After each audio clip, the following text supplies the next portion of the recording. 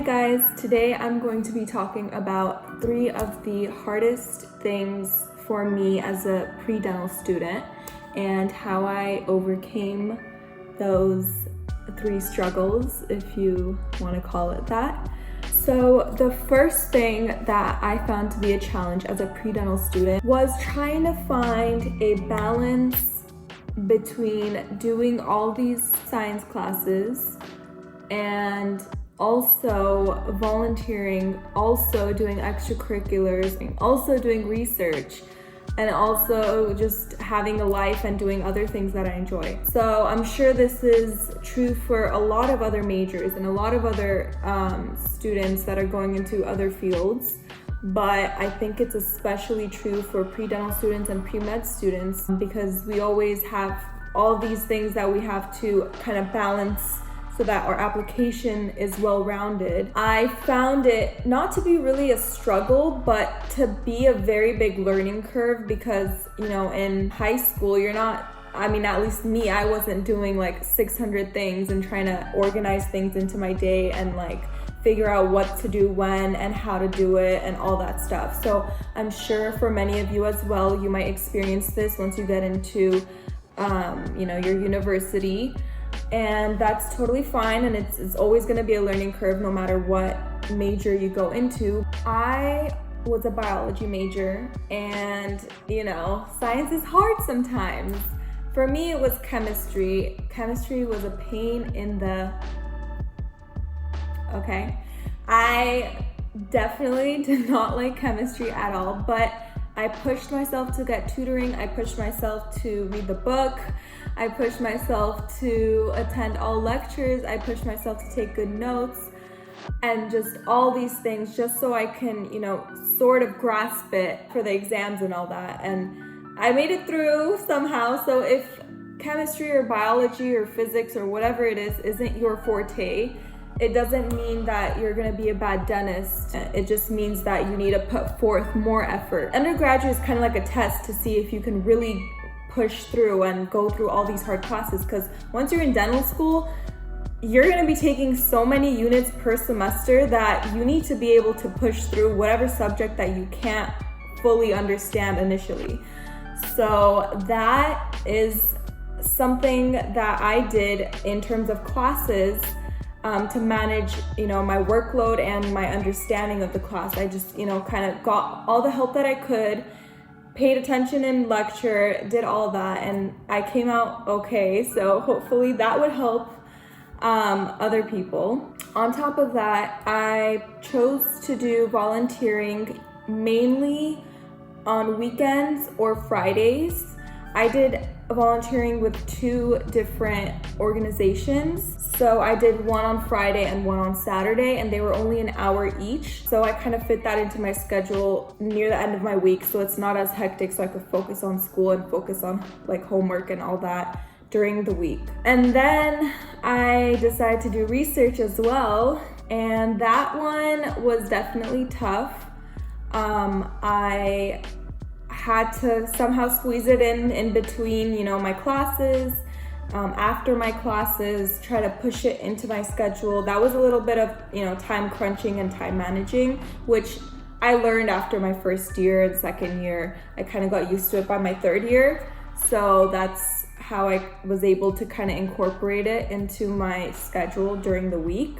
You kind of learn as you go. You learn how to time manage and incorporate volunteering and research or other extracurriculars into your schedule. And sometimes you need to learn to let go of something. I had to let go of ballet. I love to dance. I love ballet, and I've been dancing there since I was like 10 years old. But at that time, it was not serving me any good to stay in the classes and stay in the rigorous schedule of dance. And I found myself no longer enjoying the classes because while I was taking the class, I was just thinking about all the stuff that I had to do that night when I got home, all the things that were due the next day that I could be working on. And it just became almost like distracting during the dance lesson. And so I kind of let that go. That is the first hurdle that I went through, I guess, as a predental student. The second hardest thing for me as a predental student was trying to figure out the timeline of applying and going into dental school. As a freshman, I was so confused. It was just like, I don't get it. Like, is it talking about junior year? Is it talking about senior year? Like, it was just not clear to me, or I just didn't understand it.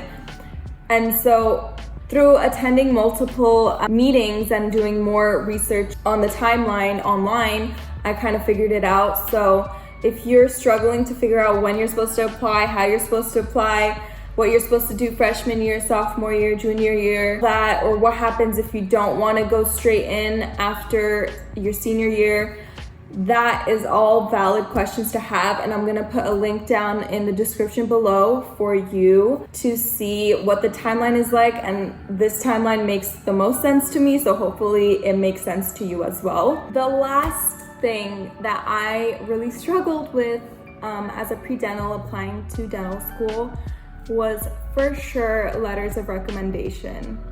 I was under the impression early on that finding letters is really important and I should start paying attention and being more active in class and going to office hours and all that. I always knew that letters of rec are important and they're gonna be needed in the application. So early on, my second semester of freshman year, I was like active during class, going to office hours, thinking that, you know, my professors might be able to write me a letter as a senior. No, that did not work out.